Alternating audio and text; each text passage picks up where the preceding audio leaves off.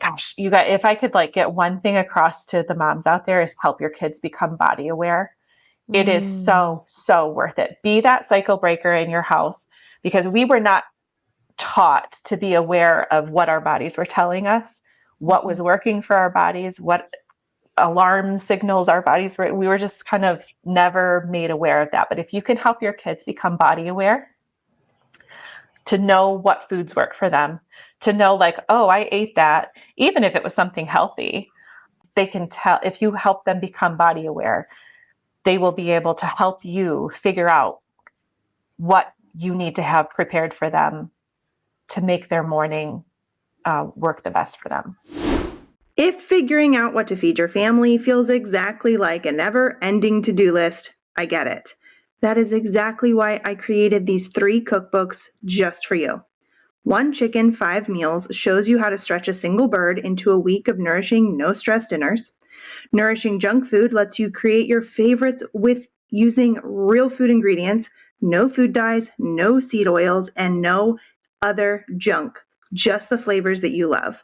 And in betweens, that's the secret weapon for snack time, lunch boxes, and all those what do I even feed them right now moments. All 3 are kid-friendly, mama approved, and made for real life. Get your copies today and turn your kitchen into a place that you actually enjoy. Go to fornutrientsake.com and use the code MAM15 for 15% off your order. Welcome to Modern Ancestral Mamas. We are Corey and Christine, 2 millennial moms on a mission to bring ancestral wisdom to modern motherhood. Today, we're excited to bring back a guest who has already been on the show. She was one of our early guests, episode 8. So yeah, that's like a long, long time ago. And we talked all about nourishing teens and tweens. And that was a really good episode back then. So if you can sit through the poor audio quality, we highly recommend going back and listening to it. But for today's episode, we wanted to bring her back on to discuss the release of her upcoming book and the evolution of feeding teenagers real foods in a processed food world. So please welcome Renee Kohley of Raising Generation Nourished. Welcome. Hey, guys. Hi. Hello again. Thank you. It's nice to be here. Okay, so we're going to start the show really quickly with a roundtable question. And since your new book is all about breakfasts, we're going to theme it around breakfasts. And kind of the episode is going to be slightly themed around breakfast, although I think we'll probably jump around to some other topics as well. Okay, so our question for today, and anybody can go first, is what is the breakfast MVP of your kitchen? Take that however you will. I asked my girls that around the breakfast table this morning.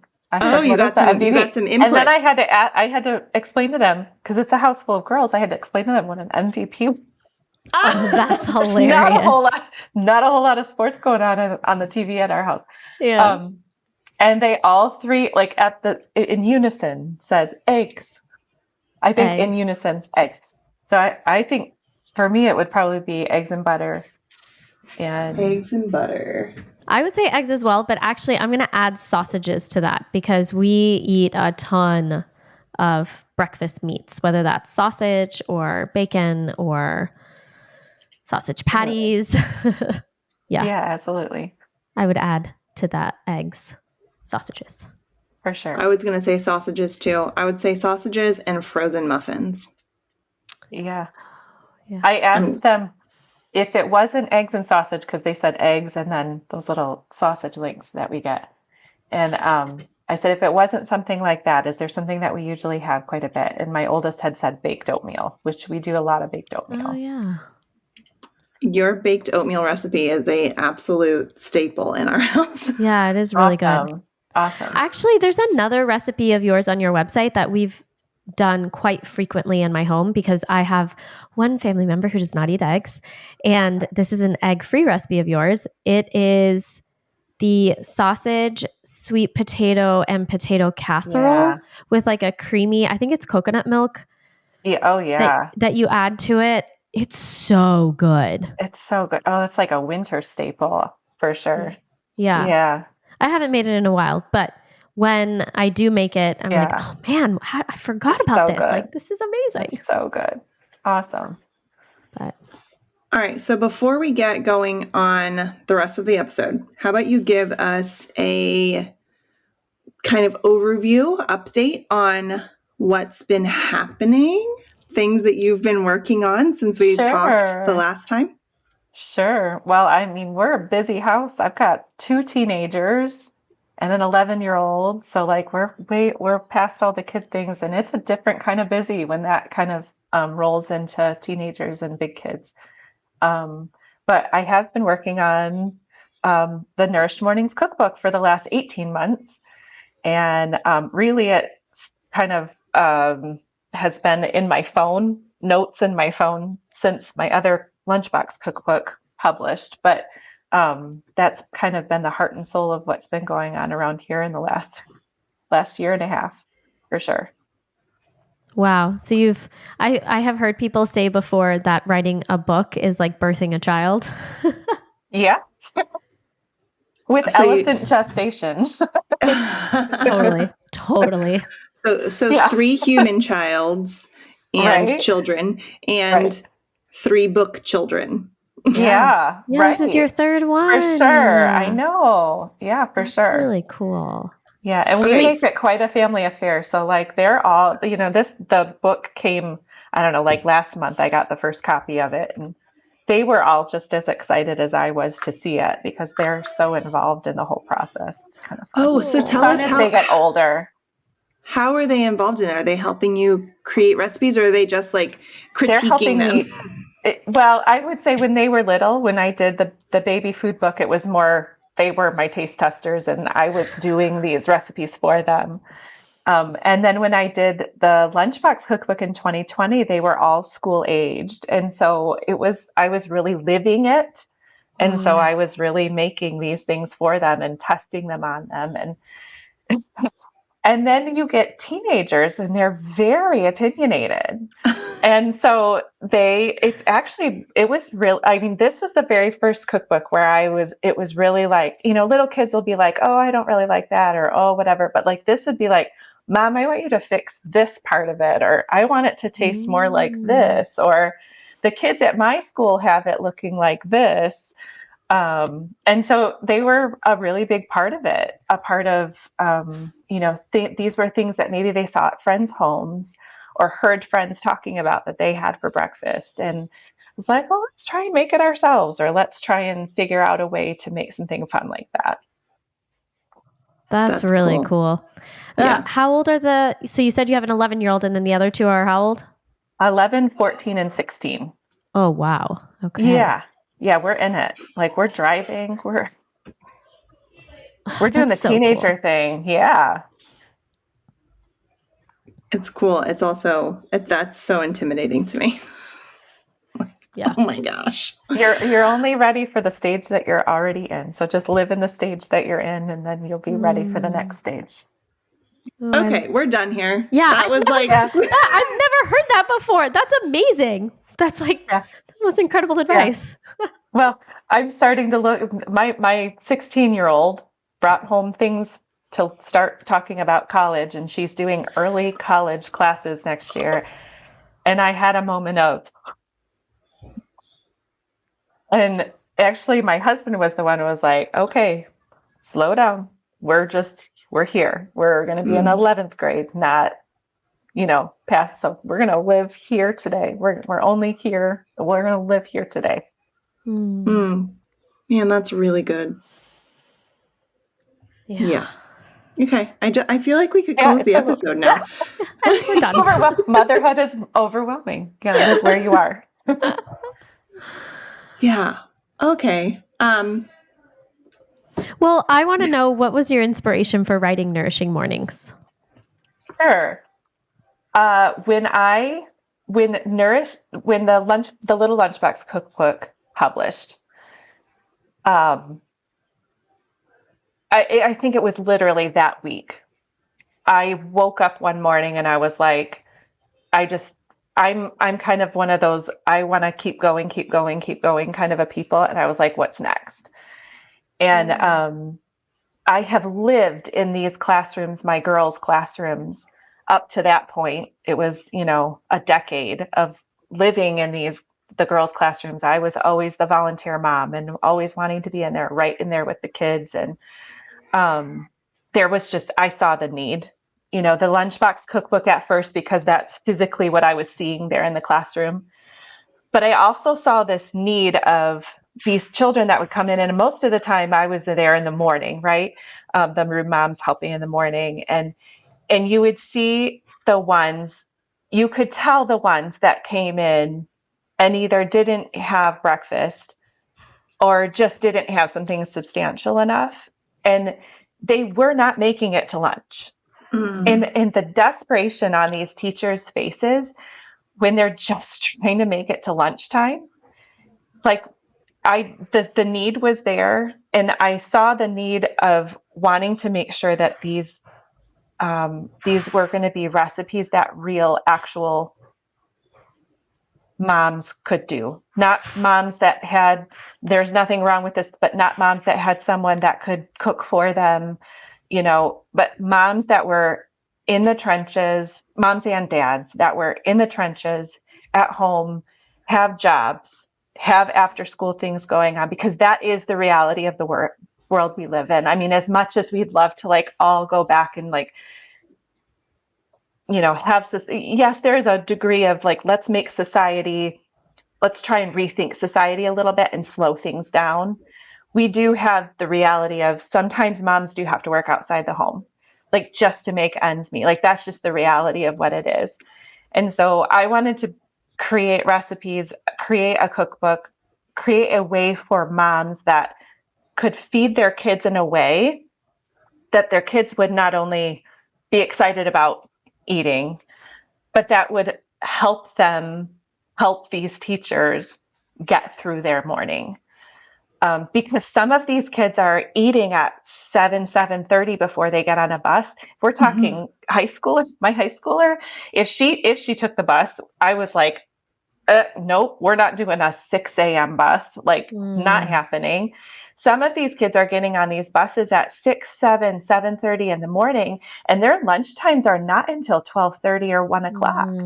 Yeah, that's a I long don't time. expect, I couldn't, as a 45-year-old adult, I couldn't go from 6, 7 o'clock in the morning until 1 in the afternoon, let alone a growing child, rapidly growing children in some of these stages.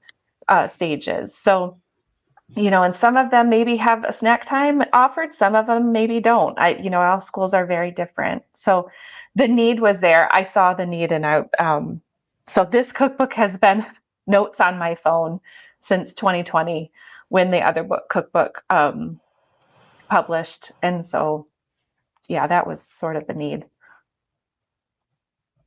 Okay, so I would love it if you would kind of give us an idea of the behavior that you were seeing that you were like, this is a lack of breakfast problem. Yeah, absolutely.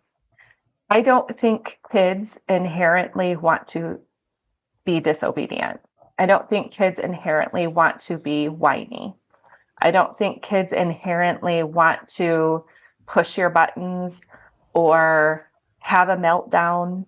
I mean, obviously, when we're talking about kindergartners and they're new to school, some of that is going to be the overwhelm and stimulation of, okay, my brain has had enough new and I'm going to have a meltdown. I'm talking about we're months into the school year. They know the routine. They know the school routine, or we're talking about, fourth and fifth graders who have been going to school for multiple years. They know the school routine, but they're coming to school and they're fine for the first hour and then they're falling asleep. They can't pay attention. They're fidgeting. They're squirming in their seat. There's other things and factors that can contribute to that. They're laying their head down. They're completely melting down over something really, really small. Or they're just coming up and saying, Miss Renee, I'm hungry. Because that's what some of them are doing too. And sometimes when you would see some of those behaviors, or they're doing something and then you're asking them, what made you think that that would be okay to do? And they just don't even know. Like they're trying to think. And then you ask them that question, hey, what did you have for breakfast this morning? And if they're saying, well, I don't know, I woke up and came to school, or I had a bowl of Cheerios, or I, had a, I don't know why this is so popular. A lot of them were like, we'll go to the gas station. I guess gas stations have breakfast sandwiches, or gas stations have like these little packaged muffins that seemed to be a popular thing for some of my like older classroom ages. And they're crashing. They're crashing because maybe it was a muffin in a package and it's just a bunch of sugar, more than a cupcake. I found when I was doing some of the research for this cookbook, I had researched a lot of like, what are the most popular breakfasts that kids are eating in America today? And the Starbucks blueberry muffin is the most popular muffin on their menu. And I can't remember the amount of sugar gram wise, but like comparing it to a cupcake, it had more than a cupcake. Oh my Like, gosh. Whoa. and this is what we're thinking that is like, you think breakfast muffin and like, it's not a cupcake, it's a muffin. Completely refined sugar and completely refined flour. So there's not even really any So they're nutrition. spiking and then falling, and we're wondering why they're completely melting down at school. And these are kids with rapidly growing bodies. We're not talking about like an adult. Like these kids are rapidly growing and need fuel that actually counts. Wow. So I used to, back in the day, teach at a public school in East Harlem in New York City. And this was a school that provided 2 meals a day, sometimes 3 for the students. And this is 10 years ago, almost 15 years ago. And even back then, breakfast was either a box, like those travel packages of cereals, 2% With milk. low-fat milk, yeah. 2% milk. Or these little packaged stuffed bagels, and it was just like bread stuffed with cream cheese or a muffin. At least there's cream cheese in that. Yeah, I remember one of some kid that I knew a while ago was doing the school breakfast option, and it was like French toast sticks and maple syrup, which is not actually real maple syrup, right? Or like pancakes with butter. Again, I'm using my quote fingers because we know it's not real butter. And maple syrup or the cereal. It's wild to me. And I think some schools are seeing some change. My high schooler actually told me this, so she's new to like a big public high school that had aged out of this little K-8 that my girls had gone to. And so the last 2 years she's been at a normal, regular public high school. And I remember the first couple of weeks she came home and she's like, Mom, a lot of kids come to school and have breakfast at school. And I was like, oh, that's great. Like they're eating. I'm just glad they're eating and not coming to school on an empty stomach. Like, what kind of things do you see there? And she really did say they have it is packaged breakfast sandwiches, but it's a breakfast sandwich with eggs and meat. And at least it's something. So I think maybe some of these schools are maybe coming around, maybe the ones that I don't know what contributes to that, what makes a school decide what they're going to be serving kids. But I think it's there. It's just, and then at that point, it's like, okay, well, and that's wonderful. And I'm so glad that it's there for the kids that need something to eat. I worry about the sourcing, of course, a little bit. But it's something. I saw a meme literally, I don't know, 2 days ago that said the number one, oh my gosh, what was it? The number one purchaser of fast foods in America is the public school system. It's just, I know, it's just heartbreaking because, this is the future generation that we're talking about. And I think a lot of it is just lack of education, lack of knowledge. Parents just don't know anymore. We're so disconnected. They just don't even understand the basics of what is a good breakfast? And baby steps, right? I mean, I'm just glad it's there. They have food. These kids aren't going on an empty stomach. I'm just glad that it's there. Yeah. And so thankfully it's there. Maybe down the road we can make bigger changes. We've all seen changes happening in the last couple of years that we never thought would happen. And, that's a great thing. So hopefully we can see that. Yeah. Yeah, I think potentially there's a lot that's shifting, and Yeah. hopefully that kind of it's either starting in the public school system, which is incredible, or Yeah. it'll start bleeding over into the public school system. I'm with you. I think there are obviously a lot of kids in our country that need the public school breakfasts and lunches, Mhm. and completely agree, fed first. Sure. And we can work on the other bits Baby the steps. more baby steps as our culture kind of moves towards that. Okay, so let's talk about I'm sure you did some research on this, but what did you find about the importance of breakfast?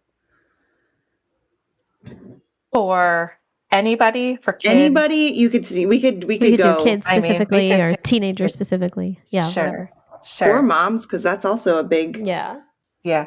Well, it sets the metabolism for the day. If you're starting your day off with something super sugary or something just really carb heavy, and there's nothing wrong with carbs, we can get to that in a minute. But if it's super carb heavy and you're spiking your sugars up right at the beginning of the day, it just sets the stage for your entire metabolism the whole rest of the day. You're just going to keep wanting to keep that blood sugar where it was. And so what I have found, especially for growing kids, is if they start the day with something that is substantial and we're making everybody count, you're setting them up for a better mood all day. You're setting them up for a better metabolism all day. I heard someone say once, think of your metabolism as a campfire in the morning, and you kind of stoke that fire throughout the day. You build the fire in the morning, and then you stoke it the rest of the day to keep the metabolism fire burning.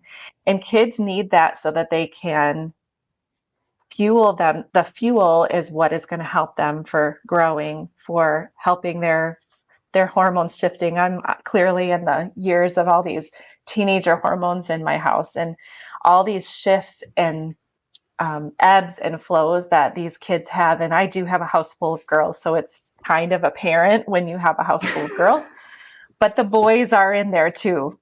And so As a mom of a allowing 14-year-old boy, yes. yes. Okay, thank you for confirming that. It sets the stage for a better day. Okay. Has your approach to breakfast evolved as your kids have gotten older, especially now that they're in the teen years? And yeah. Okay. Can you explain a little bit how or what has evolved? Well, I think probably because so many of us are learning as we go, right? I mean, I didn't grow up with any of this kind of food. We grew up on cereal and toast and juice, and I just knew I wanted to do it differently. I had learned enough up to that point and had to deal with my own health issues up to that point and make changes that I knew I was going to do it differently for my kids. But you're also learning and evolving as a parent when you have these littles in the house and you're in these like survival modes, and it's like, okay, I was used to just feeding myself. Now I've got to feed these other little people. How am I supposed to have the time to do that? And so if you were to go back, to the very beginning of like my Instagram, if you can scroll back that far, you would see my two toddlers. I think I started Instagram when Caitlin, my youngest, who is 11 now, she would have been a baby. And you would have seen I used to do a lot of morning mama fuel. It was a hashtag morning mama fuel. You probably can still go on it. And it was a lot of dinner leftovers because I just could not wrap my brain around cooking another meal. And when you have little ones at home, there does tend to be leftovers. That is not really a thing unless I really plan for it in a house full of teenagers. But when they were little, we did do a lot of dinner leftovers. And I think that there's nothing wrong with that. You're shaping these palates. I don't know necessarily that they need to have fancy waffles and pancakes when they're babies and toddlers. They have these blank slate palates when they're little. Why not? I mean, we need to make every bite count as it is for any kid, but even more so with those little ones, they don't eat a lot. They got tiny tummies.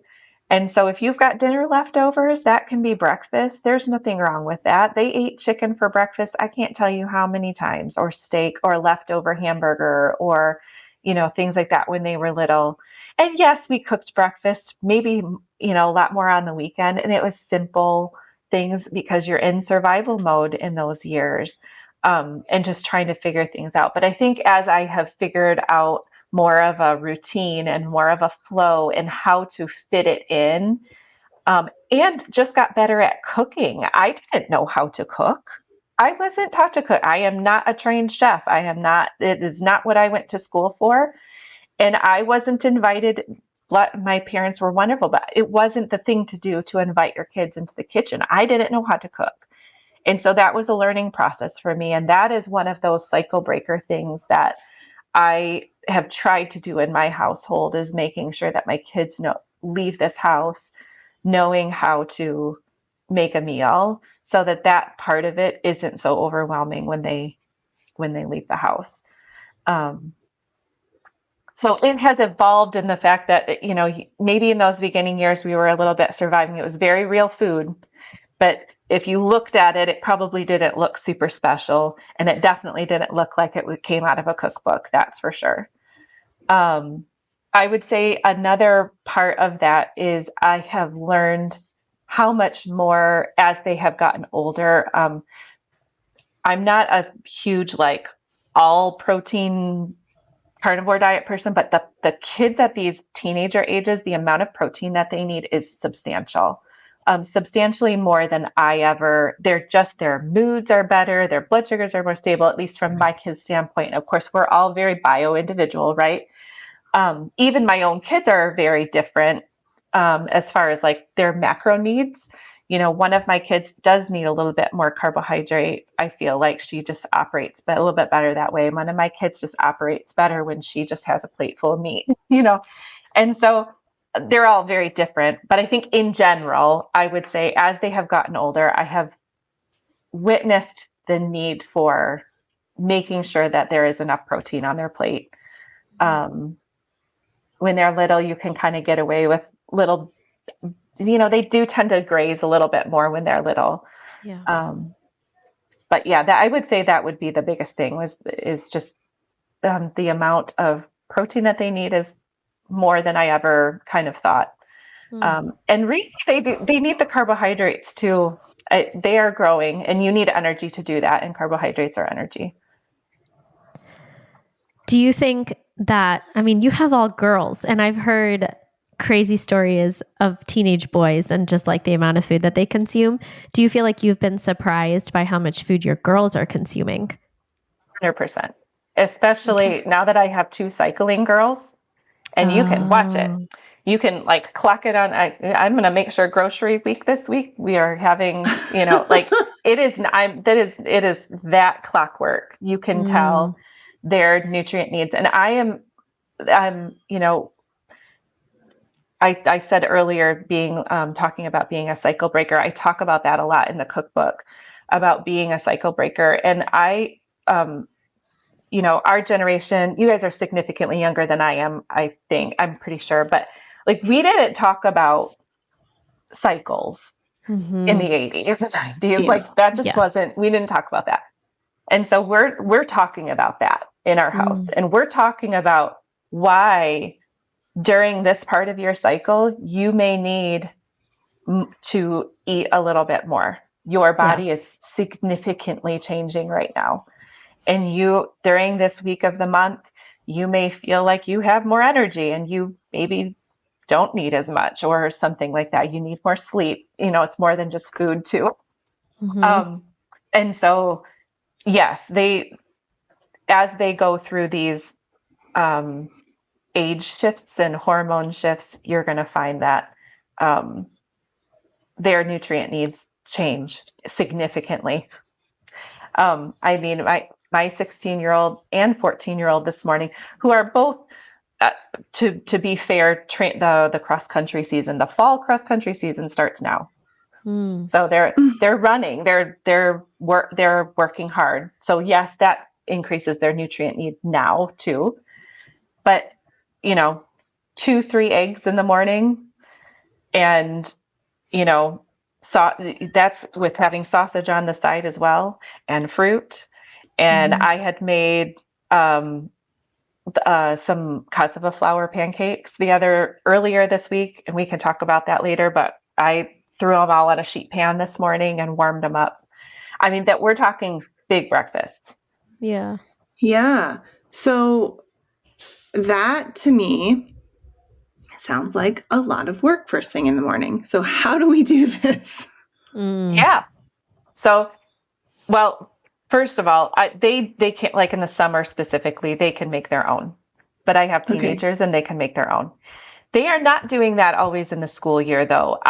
You know how you do that thing when you're a parent and you say, I will never. And then yes. you get there and they're nevering. You're nevering. Okay. I said that once my kids are teenagers, because I've taught them how to cook, that they are going to be making their own breakfast in the morning because they're capable, right? They are capable of doing that. It was a big shift moving into a public high school that classes start at 7:30. And if you want them on a bus, and this is, she wanted this, my kids we are very, very, very, very, very blessed to have the choice. Do you want homeschool, online school? We had that choice. She really wanted to go to, what she wanted to do, wanted to go to big public high school. But the classes start early and the buses come early. And I am a huge advocate for sleep for these kids, bedtimes and routines, and the lights down and going to bed at a certain time and having a certain wake up time. And so I do cook their breakfasts in the morning. I get up so that they can sleep as long as possible. And now, do they help on the weekends? Absolutely. They're in the kitchen with me as much as I can get them in the kitchen with me at 16. Thankfully we started young and she's got a lot of those skills. And if she's not in the mood for it, she's not in the mood for it. But for the most part, she still does. But I'm making their breakfast in the morning. And if you have things that are prepped ahead, that is, I think, the game changer there. So scrambling or frying a couple of eggs, that takes minutes, guys. That isn't rocket science. Okay, so now when I'm talking about the pancakes, we had a day earlier this week. Do it on a weekend if it's not summer. Right now it's summer. I've got some time, although I'm still trying to work while they're at home too, which is tricky. Do it on the weekend or your day off. That doubling up recipes and tripling up recipes, not feeling like you have to serve something different every single day. That's a game changer too. Maybe pick 2 things for the week, or every other week you change it up or something. But we made pancakes. I don't know what that was, Sunday or Monday. And I knew what my week was going to look like. And I knew there were multiple mornings where I wasn't going to be able to be in the kitchen cooking. And so I just made a bunch of pancakes and threw them in the freezer. And so the way I approach that is I just get a sheet tray out and I throw all the frozen, or you can thaw them, but I throw all the frozen pancakes on. Toasters don't work when you have teenagers unless you have a big, huge toaster. I mean, toasters work. You can only do 2 at a time. But it takes forever. So I throw them on a sheet tray, preheat the oven. I put it in a cold oven. Preheat the oven to 200, 250, 300, whatever you want. And by the time it preheats, they're warmed up and it's ready to go. So while it's preheating and in there warming up, I'm scrambling the eggs and doing whatever else is going to go on the side, cutting up some strawberries or whatever. So that it does seem like a lot. when you look at the plate and say, wow, this is a really big plate of breakfast food. But if you plan ahead a little bit, and that's, that's part of where we have to break that cycle. Our moms weren't in the kitchen a lot. I remember pouring my own cereal and I remember pouring my own milk, but we do have to get to a point where we have to say, but what is that okay? We have to be okay with being in the kitchen a little bit. If you want the change, you have to make that little bit of a change. I'm not saying you have to be in the kitchen every single day, every single hour. I'm not in the kitchen every single day, every single hour. That's for sure. I don't have time for that, especially with, you thought babies and toddlers were busy. At least you got to be home with them and they played outside and, played in these kids, I'm playing Uber driver every single day. We are in and out. They've got things to do. I can't be in the kitchen every day. So just a little mind shift. It's just a little bit of a shift to say, okay, I have a couple of hours here on a weekend, and maybe you have to carve that out. Maybe that's not even there. But if it's important to you, then we're going to make some time to carve it out. And then you can function through your week at a quicker pace if you need to, if it's all prepped ahead. Are you still using that breakfast meal plan thing that you have published on your website? The breakfast meal planner. Yeah. Are you still doing that kind of thing too? You mean the most recent one where there's I don't know. It was like a printable. Yeah, it's like a 1 week breakfast printable. Yeah. I don't love meal planning. I like to, I don't typically write things down. I have a flow that I do. We have we'll talk just during the school year because that's the majority of the year. But during the school year, we have the oatmeal morning, and that flows into the next day because I always make enough to make sure that there's enough and then you put eggs and sausage on the side. I mean, that it doesn't get any simpler than that. We have, on the weekends, I typically try and bake something. Baked oatmeal or, an egg casserole of some sort or something like that so that there's enough so that there's squares of that to flow into the week. So from the standpoint of that meal planner where you're doing the majority of the prep on a Saturday or Sunday and then eating off of that during the week, yes, that's kind of how the week flows. Christine does something similar to that, right? Yeah. I mean, I do have a breakfast schedule just because my kids really like that. But I am doing similar things like that so for example, this week I baked a batch of muffins and, we use the muffins for breakfast. We use the muffins for lunches because the kids are at summer camp. Things I'm doing fresh every day would be the eggs and the sausages. I am cooking those fresh every day. Mm-hmm. But even sometimes a package of sausage will last me 2 days. And then so the next day, what I'm doing with those sausages is just chopping them up and adding them to scrambled eggs, or maybe I'm making egg muffins with them. I was going to say something about the oats. You talked about the oats. I don't normally have leftover oats. That's funny that you say that because my kids love oatmeal. But for the past 2 weeks, I have had leftover oats, and I did an oat custard. Oh my gosh, it was so good. Yeah. It was so good. Yeah. Well, that's a great idea. Yeah.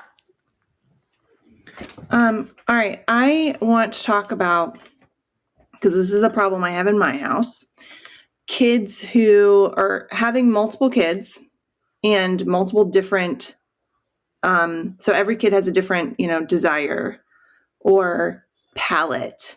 I have a couple of kids who don't like eggs, or they'll eat them one day of the week, but that's their tolerance level. They're like, 1 day's enough. I can't do any more days. Or I also have some kids that like oatmeal and some kids that don't. And it's just such a struggle for me to get breakfast going, where I'm not making short order cooking. Like I don't short order cook any other meal for the day, but breakfast is such a struggle in my house. Sure. Because I do the batch cooking where there's things that are going into the freezer. There are multiple mornings in the school during the school year where that sheet tray that I'm warming up in the oven has a couple of muffins, a couple of baked oatmeal squares, a couple of maybe egg casserole things. So it actually looks like, wow, they have a lot of choices here. But if you build your stash, I have one little section in my freezer that's here. Like we have a deep freezer, but like the freezer that's in the kitchen, I have one little section in that freezer where I just keep like those sort of options. And then there's always yogurt and granola in the pan. And there's always granola in the pantry, homemade granola. There's always muesli or granola in the pantry and yogurt. So if there's something there that they don't love, there's always that yogurt option if that's what they would like. To your egg kids that don't love eggs, but like you maybe want to get that into them, that baked oatmeal is like one of my favorite ways to help moms with kids who don't like the texture of eggs because it's so egg forward.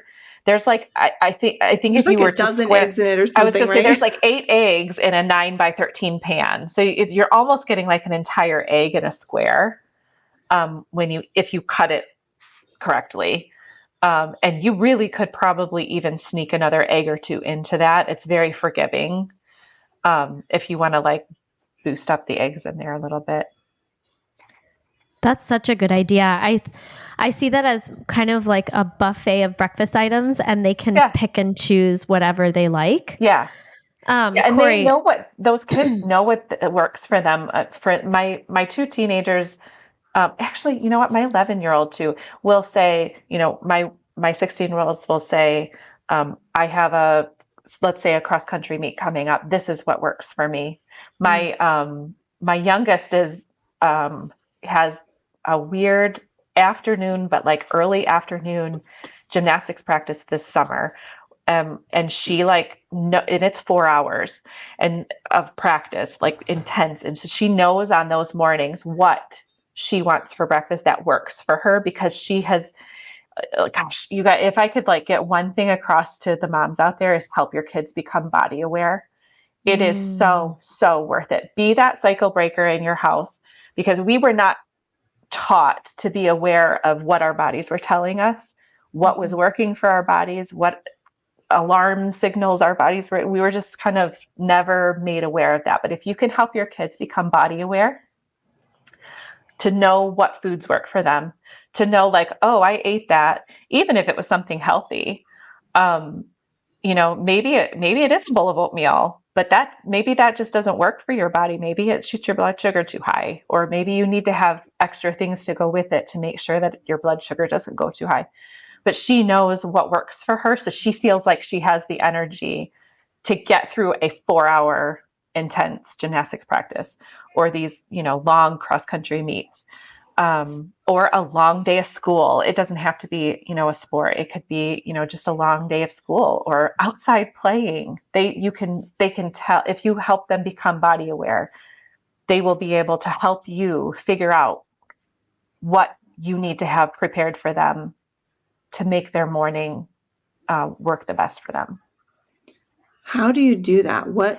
What have you done in your parenting that has helped your children to become body aware, to gain knowledge of their body and how it's reacting to things? Sure. Well, if you want to talk about the little ones, let's talk about toddlers. Yeah, let's go through. Start at the beginning. What do you do for them? And then we can go through the ages on down for sure. the line. The toddlers, I would say right around the age of 3 or 4, when maybe you can start reasoning. You can't reason with 1 or 2.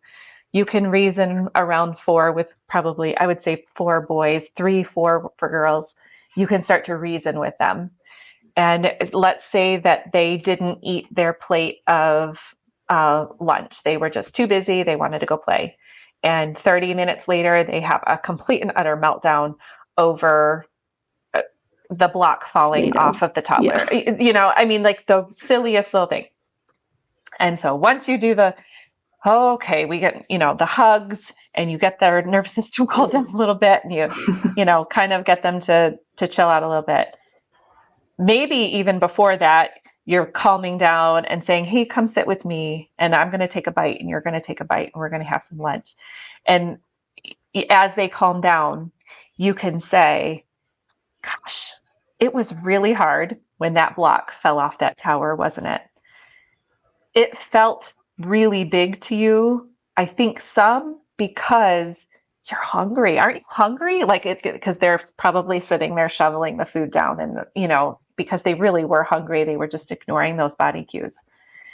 And so you can start that young with connecting the behavior to, oh, I really was just hungry. And it was time to eat. Or flip that around and say, you were running so fast just now. I just saw you running so fast. And I noticed that earlier you had a really good breakfast this morning. And that fuel is, I just can't believe how fast you were running. If you help them make that connection between the fuel that they're taking in and how they are functioning, that is sort of the beginning of those. Because if you don't tell them that the food is fuel, they don't know that that's fuel. They just figure that that's part of their day. But it seems so simple and so silly. But if you tell, because we know that food is fuel, they don't. A 4-year-old, 5-year-old, 6-year-old doesn't. And I think I talked with someone about this, about the lunchbox, when we did the lunchbox cookbook too, like the school day, like if they look at that as fuel to get through the rest of their afternoon, that's a game changer when they know that that's going to be helping them to get through the rest of their day. So when we're talking about elementary school kids, the older kids, I would say it's very similar to that toddler. Just help point out the things that are either not going right because maybe they didn't eat, or maybe they ate something that didn't agree with them. We've had belly aches, or we've had things that, like, maybe they're hungry in an hour. Help them make that connection that, okay, let's backtrack a minute. What did we eat? And maybe they really are just hungry. Maybe they're growing. Maybe they're going through growth spurt, and it's fine. That's fine. Maybe sometimes kids do need to have extra snacks. But let's also take a peek and just make sure, I remember maybe it was a year or so ago when I was like, okay, 1 egg for this teenager is not cutting it. Like, let's just start adding a couple of eggs and see if that helps. And it did. You can kind of play around with that a little bit. And then, when we're talking about the teenagers, that's a whole other conversation when we're talking about, like, I think it's important for our kids to understand that hormone regulation as they're going into teenagehood is absolutely connected to how they are fueled. Absolutely. Because we are all in this, if we're not eating, our body goes into this survival mode, and that absolutely changes hormones, because our bodies we're designed they're just so smart. So everything's going to start shutting down if we're not fueling properly. And the hormones specifically are going to be fluctuating differently. And you can help them see that in their moods. I think it's a little easier to make that connection as a teenager if you've started already when they're young. But I don't think your teenager is a lost cause if you've never made that body connection before. Sit down and be honest with them. I have been so blatantly honest with my girls about my teenager years that I almost think that because they saw how much I struggled, and they can see it in my eyes. I have talked to them about how much I struggled as a teenager with hormones, with periods, with, moods, and, being just kind of a rough teenager. I already have a little bit of a Spitfire attitude and a personality anyway. And, like, when you add in unbalanced hormones, that is a recipe for a really bratty teen. And so I'm just being honest. And I have sat down with all three of them because now they're all three in those ages of like things, not my 11-year-old, but we've had those conversations. She's not there yet, but my 16-year-old and that, you know, it's okay to say where you've been and why you want to be that cycle breaker and make it different for them and help them get through it in a much easier way. And let me tell you, we're only one generation. Okay, it takes more than one generation to fix some things, right? Especially when we're talking about epigenetics and things that might have been already kind of going through your genetics. I am only one generation into this, and my I've got two cycling teenagers. Their cycles are 100 times better than I ever experienced as a teenager, and we're just one into that. Can you imagine how much better it's going to be for these kids if we continue to break those cycles? That's like I've got chills because I was a miserable teenager. I was a miserable teenager. I know it makes me wonder. There's such a bad stigma associated with teenagers, and I wonder how much of it is just because they're not nourished properly. 100%, I agree with that. I have seen it with my own eyes. I absolutely agree with that. I actually love and I know I've got good kids. I do know that I've got good, and I know that we're very blessed. Like I get to, have this knowledge and what I think it could be any teenager. I am enjoying the teen years almost more than I ever did the baby toddler years. I think probably because I was so overwhelmed and like everything was so new. And you grow older and you're wiser in your motherhood as you get older, and you're just like, okay, we're just gonna take this one thing at a time, and you learn to enjoy each stage. So I don't know if I'm just enjoying this stage more because I have learned to be cognizant of enjoying each stage. But man, my teenagers are fun. And I have my two teenagers that I have right now couldn't be more opposite. I have one very firecracker middle child, like classic firecracker middle child.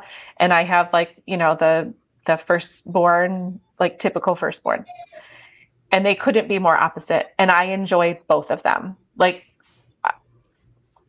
and maybe I hit the jackpot. I don't know if it's that much of a coincidence. I really don't. Because I have seen both of them underfueled. And it's not pleasant at all. I have seen both of them go away to summer camp and come back not pleasant because they have had an entire week of eating stuff that they're probably underfueled, first of all, for sure. And then just eating stuff that they're not used to or wasn't actual fuel. And it can change just like that. All right, our second code that we're going to share with you is from Seatopia. The code that they have given us is Ancestral Mama, and that's going to get you 10% off. They sell sushi grade and snap frozen fish. So it's frozen at the peak of freshness, and it's all clean, certified clean seafood that is mercury safe and microplastic tested. Check out their website, seatopia.com. Is that right? It's seatopiafish.com. Okay. Yeah. With the idea of it can change just like that, what advice would you give to a parent who has not done this the whole time? They have teenagers or elementary school kids, and they're saying, well, I've only ever fed them sugary, or even not sugar, just like cereal for breakfast. Like they've just had cereal and 2% milk for breakfast every day. Sure. Up until now. But they're convicted that this would be helpful, or at least willing to try it for a week. What advice would you give them to, deal with maybe the fallback on that, or, pushback from their teenagers or? Sure. Can we just be honest with our kids and say, I messed up? Or I just learned something. I'm learning every day too. I'm an adult and I'm still learning. I'll give you an example. It's not food related, but a number of years ago, I would say maybe 5 years ago, I started learning more about the light in screens and blue light, and how that has become such a thing that we've all become more aware of, right? Just, you don't know what you don't know. And so I sat down with my kids and I said, listen, this is the things I've been learning. I didn't know it any better. But now, when it's a certain time of day, if we're going to have a screen, I've got these glasses that you guys are going to be wearing when we're using screens. And I didn't know any better then, but I know better now. And what a life skill is that, to teach our kids to know better, do better. That's going to set your kids up to become someone that can go into life saying, okay, I've always done it this way, but I just learned that this is probably a better way of doing it. And that's okay. So if you go to your kids and say, you know what, we've been having this for breakfast for I don't know how many years, mostly because that's how I grew up and that's what I think of as breakfast. But here is what I've been learning. Give them examples. Tell them what you grew up on and why you've done things the way you've done them. And then say, but I want to make a change and this is why. It's smart. You can tell them reasons. You can tell even a 5-6-year-old why. You can tell a teenager why. I think more teenagers need to learn things that we've done that are messed up, that we messed up on, because they think that I think part of the pushback of teenagers and parents are that parents are looked at as these, we never make mistakes, we're only going to tell you what to do, kind of an adult figure. And it's just, that's not being a human. We all make mistakes. We all learn things and want to change things. And so I think it's okay to sit down with your teenager and be like, hey, listen, I think we're all going to feel better if we start trying this. And listen, I'm not just going to take your cereal away. I think maybe here you have two choices. Let's do it this way. You have two choices. We can either continue with the cereal and add like an egg and sausage on the side to kind of balance it out. Or I have this really great recipe for granola that tastes just like the store-bought Bare Naked. That's one of the recipes in the book. I looked for the most popular granola recipe. Bare Naked was the brand. And so I looked at all of and I recreated the Bare Naked, because their granola has like canola oil and a load of sugar, and it's just not necessary. But some of the ingredients were really great, like oats and flaxseed, and it's wonderful. It's fantastic. But we can do that in an easier way. So we're going to make cereal on a weekend. And this is a cereal that's going to last us all month. So we're still going to be able to pull it from the pantry, just like your box of cereal. And you can still have it with your whole milk. Let's switch to whole milk if you're still doing skim. And we're going to use, that, and you're still going to be able to have your cereal, but it's just going to be in a better way. I love that advice. I love it on so many levels. On the, let's own up and tell our kids where we messed up, let's, give our kids the real reason. Let's be honest with our kids. Let's be open with our kids. Let's teach our kids how to change their minds. Yep. Yeah. I love it. And I also love the idea of, we've been eating this for so long. You're used to it. Great. But let's, if that's where we have to be, let's figure out how to make that work for us now. Since we have this new knowledge, let's just add in some eggs or add in some sausage or change over to the whole milk. And particularly if you could do raw milk, that'd be awesome. Yeah. Like that is so approachable and so something that I think everybody could probably pull off. I just love that. Yeah. Okay, what do you say to the parent who has a teenager who comes down and doesn't eat breakfast? First of all, why is this a thing that happens? Right? I know a bunch of teenagers that are just like, yeah, I just don't feel like eating breakfast. Or they drink coffee instead of eating breakfast. Yeah, I think there's two things I would look at there. If they truly aren't hungry, I would have some concerns there. If they're not Yeah. waking up hungry, that's a metabolism issue. Yeah. Or like maybe we're eating too late at night. I don't know. There could be something wrong there. And if you had asked me over 2 years ago when I didn't have a high schooler, I would have said, that's just not a thing in my house.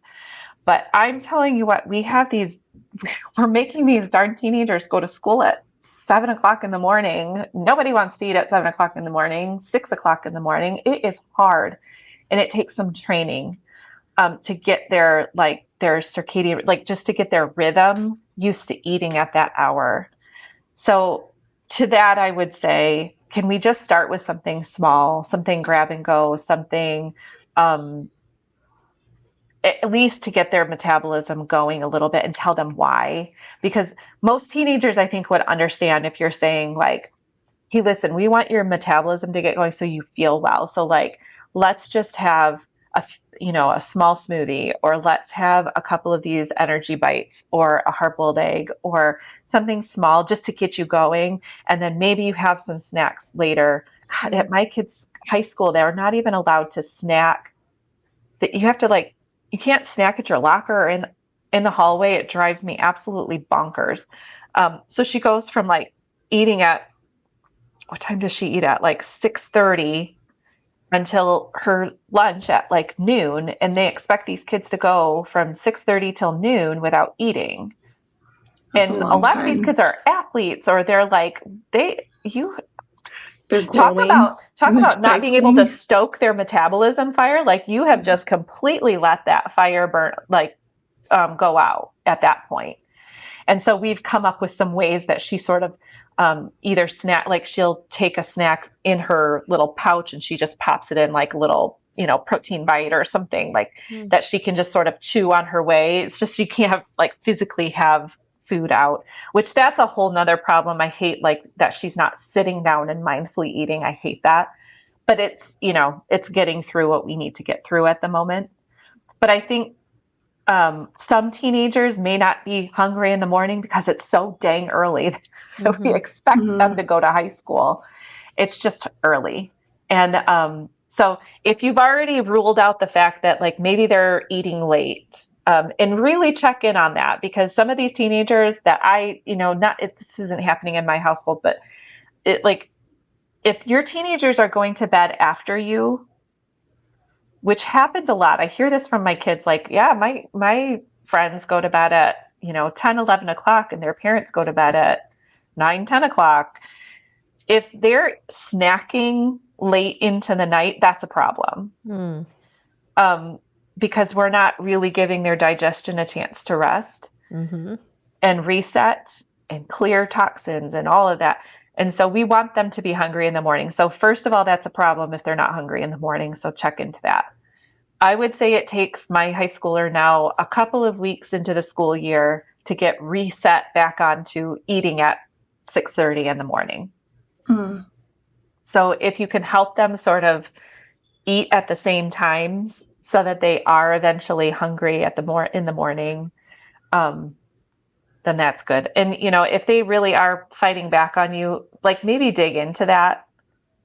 I mean, it's a hard topic to talk about, but if we have the girls and boys, if they're trying to cut calories, or they're worried about weight, or they're worried about it is still a thing. That was a big thing, I think, in the 80s and 90s, calorie restriction, and, but eating disorders still are a thing.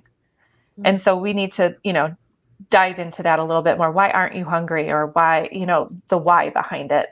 And not doing it in an accusatory way. I've found much greater success talking to my teenagers in a adult to adult sort of, not that they're adults, but not talking down to them. They're not I'm not their superior, but talking to them and we're not friends either.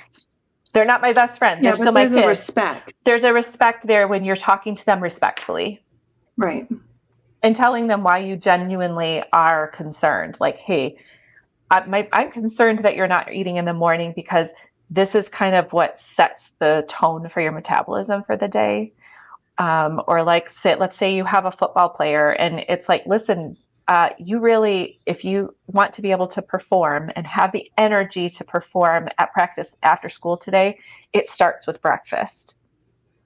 So we've got to start that process now so that you can eat now, and then you can eat at lunchtime, and then you'll have the energy to get through whatever it is that you'd like to get through. I'm curious, what time are your teens going to bed? During the school year, Yeah. between 8 and 9. Oh, wow. Yeah. So they have enough time to finish homework and sports and stuff.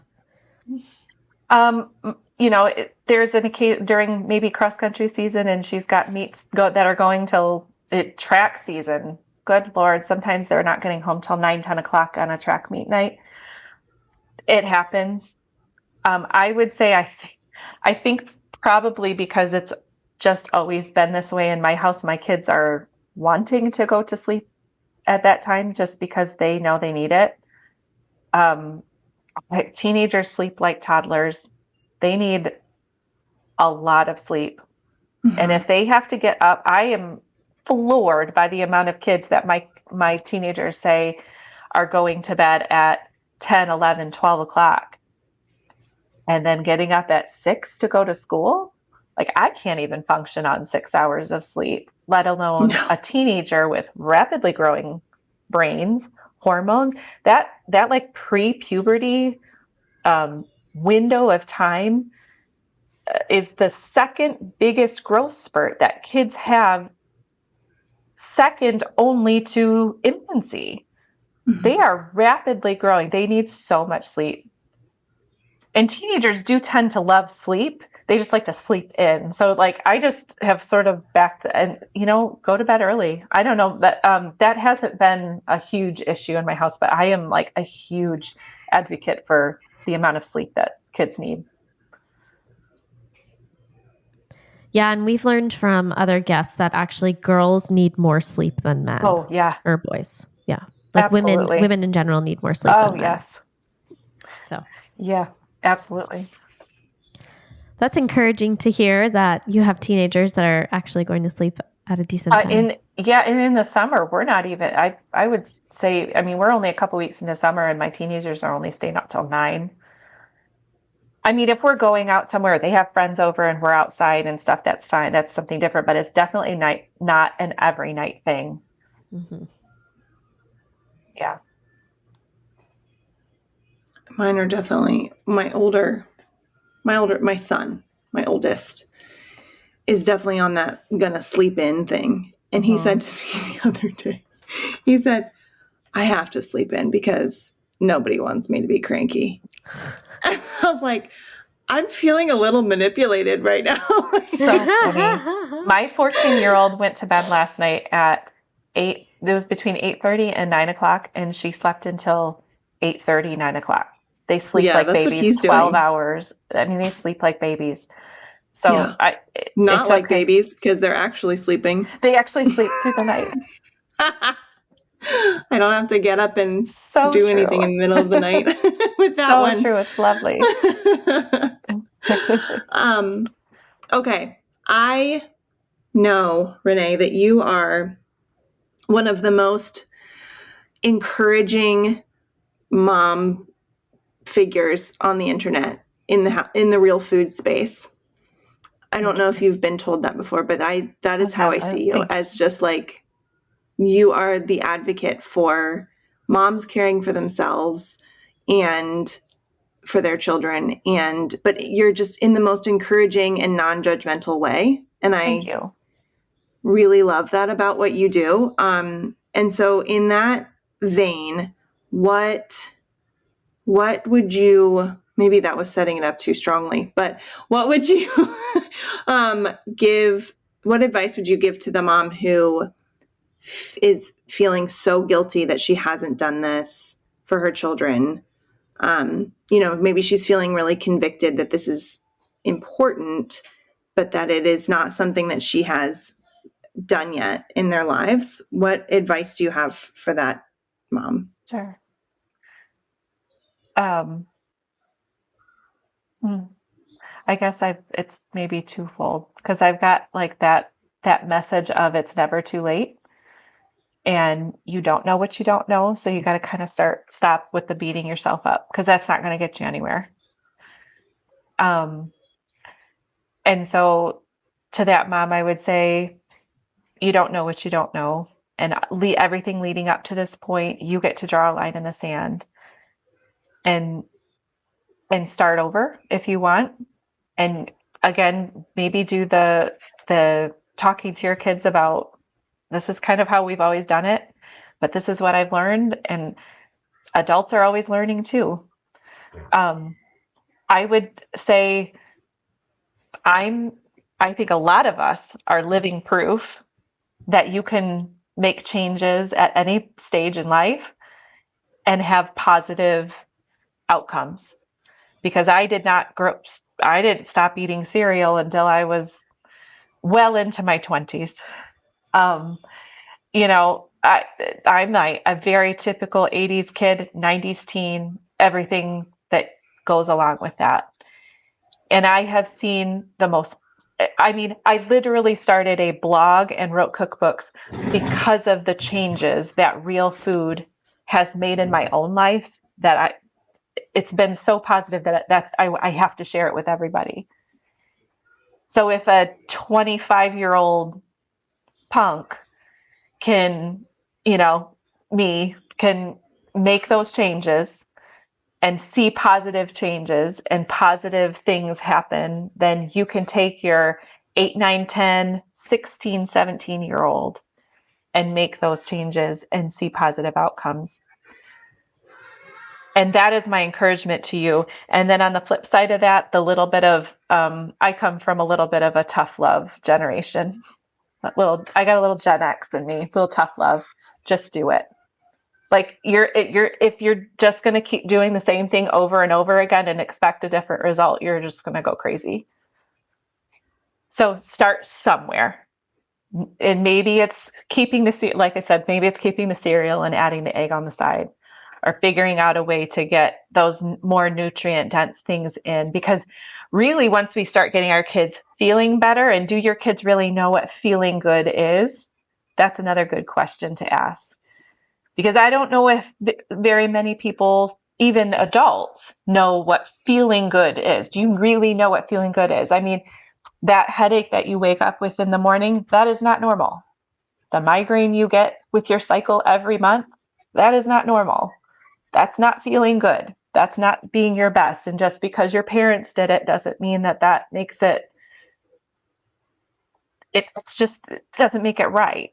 So if you really want to know what good feels like, let's make those positive changes and help our kids become body aware of what really feeling good feels like. Not falling asleep in class or feeling like you're going to fall asleep in class. Not feeling jittery an hour after or 20 minutes after having that bowl of cereal. And help our kids understand what becoming body aware really means. I love that answer. Thank you. My kids are making a bunch of noise in the background. I have to keep muting my mic. Your kids, All my right. dogs. It's okay. Okay, I think the only other question I have at this point is for overwhelm. Like what is the magic bullet for morning overwhelm, particularly for moms? I know, I'm maybe a bit like a teenager on this front. Like, I don't love breakfast first thing in the morning, Okay. but my 5-year-old does.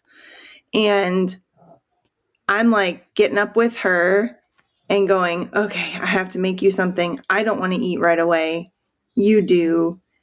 It feels like kind of a lot. And I'm used to doing the real food thing, Sure. And and I'm also not running out the door to get to work or pushing kids out to the door to go to school because they're homeschooled. Sure. So I can't imagine the amount of overwhelm and rush and feeling of inadequacy and all of these things that come about when you are trying to get kids out the door or trying to get to work or also trying to make lunches at the same time. Or I just feel like that, that leads to burnout really quickly. Yeah. So what advice do you have for that sort of situation? Yeah. From scratch making every single day is the biggest ticket to burnout, hands down. And so I think just that little bit of planning ahead and knowing that you don't have to serve something different every single morning, having a couple of options to pull from, always having a pantry option to pull from, like the granola that I spoke of earlier, always having a container of yogurt and granola, and always having some fruit options to add in is going to, so that those mornings that sort of get away from you, you have that. I would also say changing that mindset of making sure to plan that breakfast is part of waking up, not wake up, get dressed, hop on a bus. Well, if that's the only time that you have, back that up a little bit. Maybe we need an extra 15 or 20-minute alarm. Like our alarm needs to go off an extra 15 or 20 minutes early. If you aren't making the time, there's something's got to change there. And so and that starts, I mean, it's easier when you start that with them young. They just know. My 14-year-old will be going to the high school that my 16-year-old is going to now for her first time this fall. And she was trying to figure out what time she would have to be waking up. And she was figuring in her breakfast in there without prompting. The 14-year-old was doing that, but that's just because it's always been there. And we went to end of the school year trip with her class to Mackinac Island, and we were given like a list of what the food would be for for the couple of days we were going to be up there. And the one day at the hotel, we were supposed to get up, get a breakfast to go, and get on the ferry to go to the island. And the breakfast included a Quaker Chewy granola bar, a bottle of water, and a muffin in a bag. And I took one look at that and I was like, my kid is going to eat me if this is what I give to her. So I showed it to her and I said, hey, this is what's going to be, going on for the trip. Is there anything I was going on the trip, even if I wasn't going on the trip, I would have probably offered, hey, do you want me to send along anything? Like, does this look good to you? And she looked at that and she was like, that is the most ridiculous breakfast I have ever seen. She's my middle one who's a little bit more of a firecracker. She just sort of says things like it is. And so, we packed her a hard-boiled egg container and some breakfast cookies and, she was good to go. But I think setting that expectation that you have to plan in breakfast into your morning routine, it's a mind shift. You probably didn't grow up with that, but we've got to teach our kids how to get that into, because it is important. And again, if they're not hungry in the morning, or if mom's not hungry in the morning, we got to figure that out too, because we should be hungry at some point in the morning and ready for breakfast. So, out of curiosity, Renee, what are your thoughts on intermittent fasting? Been there, done that, and it kind of ruined my cortisol. Say more. Yeah. I mean, I think that we are all bio-individual, right? So what works for me may not work for you. And I think we all probably come from, it may very well work for some people. I think we've all learned maybe in the last maybe 5, 6, 7 years that it's maybe not ideal to do every day for women. Specifically, my husband intermittent fasts and it works for him. He doesn't do it every day. He does it during the weekday. and I think it works well for him. I think there's something to be said about a 12-hour, giving our digestion some rest. Our digestion needs some rest. We shouldn't be eating after, probably after the sun goes down, or, if you want to go from a Chinese medicine standpoint, the 7 p.m., when the digestion wants to start resting, sort of a thing.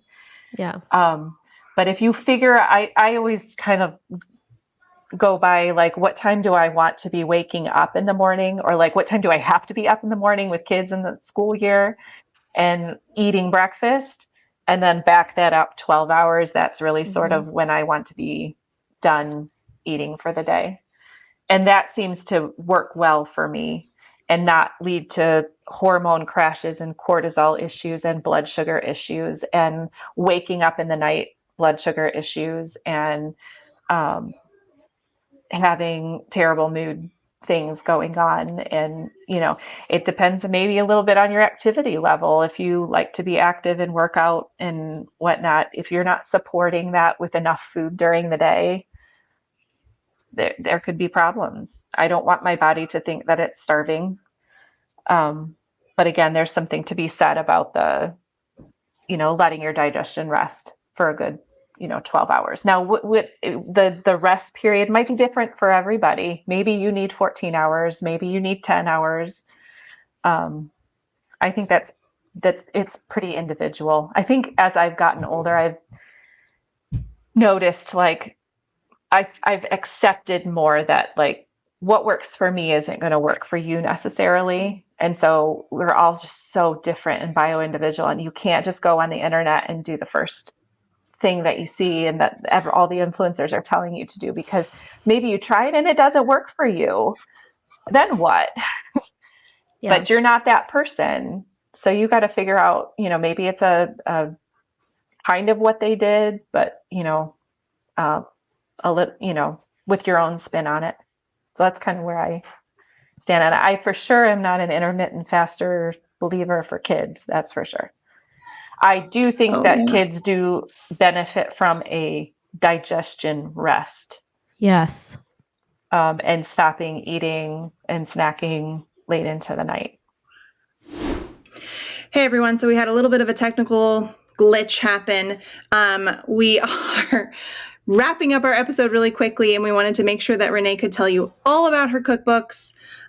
So Renee, would you tell us about each one of your cookbooks? Sure, absolutely. So I wrote Nourished Beginnings as my third baby was kind of entering toddlerhood. So it was sort of like this capstone of me having babies at home. And it is well over 100 recipes, actually. It's the first quarter of the cookbook is basically me showing you, holding your hand on which foods to start with your baby, how to prepare them in a nutrient-dense way, and introduce food to your baby. And sort of like the order, and it goes by, how old your baby is. And then the majority of the cookbook. We have to pause and say that this is the cookbook that Christine and I give all of our friends that have babies. So if you have had a baby anywhere in my vicinity, you have gotten this book. It's actually, I always say this is the cookbook I wished I had when I had babies, because there just wasn't anything like this. And because we were, it's very new. This was many years ago. It was still sort of like the rice cereal and things was sort of the thing. And we were all wanting to do it differently for our babies. And so this was sort of my method. How I ended up doing it for my 3 babies was we just started eating, the baby was eating what was on our plates instead of separate baby food. And I was finding that 3 kids in, this was the easiest way to do it, to not only be able to do it sustainably and not go, get burned out, but also to create broad taste palettes in kids, and have them eating what you're eating, the family flavors of the household, so that they had broad taste palettes and would eat just about anything that you put in front of them. And so I had said the first quarter of the book is the baby food, but the majority of the cookbook is actually family recipes that I still use today. And I haven't had babies in the house for years, over a decade. And it's just our family recipes. And I show you in the recipes how to adapt it for baby. So you're maybe, pulsing it up, or you're making it differently so that it's safe for baby to eat. And then my second cookbook is the Little Lunchbox Cookbook. And this is 60 lunchbox concepts where there's one homemade recipe per lunchbox. And the rest of the lunchbox that you'll see in the picture is just how to balance it out. So it's full lunchbox recipes, or full lunchbox concepts with one recipe. So that's very doable and sustainable for everyday families. And there's lots of tips for how to maybe make some of these recipes for dinner, and then you're packing it in the next day. Just tips on how to do it so that it's sustainable, so that we're not having lunchbox burnout a month into school. And then my newest cookbook, Nourished Mornings, is obviously a breakfast concept cookbook. And I'm really proud of the fact that this cookbook, the others too, but this one I really tried to speak to everyone, no matter what area or how far into your real food journey you are. If you are like the super crunchy, maybe a little scrunchy, or you're just a brand new real food newbie, there is going to be something in this cookbook for everybody. So there are 60 breakfast concepts in this cookbook as well, with very thoughtful ingredients. I spent a lot of time just making sure that that mantra of mine that I have been speaking ever since my first cookbook, to make every bite count, is happening for these kids at breakfast, so that every bite that they're taking counts. And so the ingredients are very thoughtful, and there was purpose behind the ingredients. It's not just to make it taste good or make a certain texture, which that is important. But I just wanted to make sure that every bite counted as they are having breakfast and heading to school and able to make it through their day. That's awesome. So these are all your newest one, your breakfast one, will be out by the time this episode airs. Okay. So everybody can go get that. You can go get the Little Lunchbox one and the Nourished Beginnings. They're all, I assume, pretty much wherever books are sold, right? Yeah, wherever books are sold, any bookstore. And if you don't see it in your little local bookstores, they can call Peach Street Publishing, and they should be able to stock that very easily. Excellent. Okay. And where else can people connect with you? I'm pretty active on any socials, Instagram, Facebook, a little bit of Twitter. I have not done the TikTok thing. No, me either. I'm just I don't know.